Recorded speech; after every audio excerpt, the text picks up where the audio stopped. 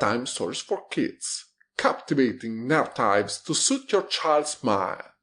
Explore forests, outer space, and underwater worlds full of surprises.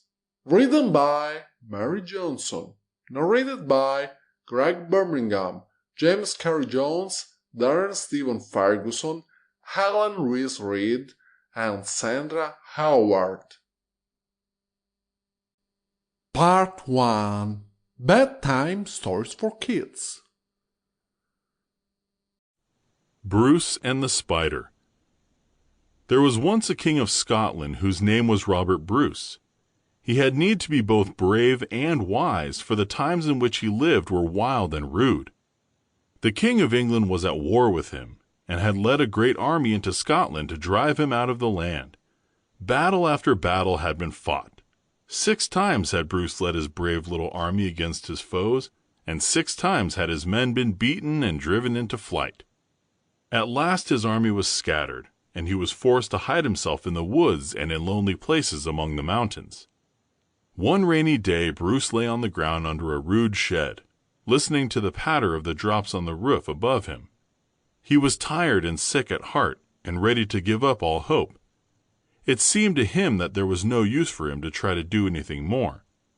As he lay thinking, he saw a spider over his head, making ready to weave her web.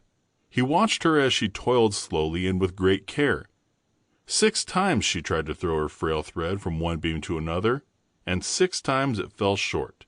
"Poor thing," said Bruce. "You too know what it is to fail." But the spider did not lose hope with the 6th failure. With still more care, she made ready to try for the 7th time. Bruce almost forgot his own troubles as he watched her swing herself out upon the slender line. Would she fail again? No. The thread was carried safely to the beam and fastened there. "I too will try a 7th time," cried Bruce. He arose and called his men together. He told them of his plans and sent them out with messages of cheer to his disheartened people. Soon there was an army of brave Scotchmen around him. Another battle was fought, and the King of England was glad to go back into his own country. I have heard it said that after that day, no one by the name of Bruce would ever hurt a spider. The lesson which the little creature had taught the king was never forgotten. Brindle is scared.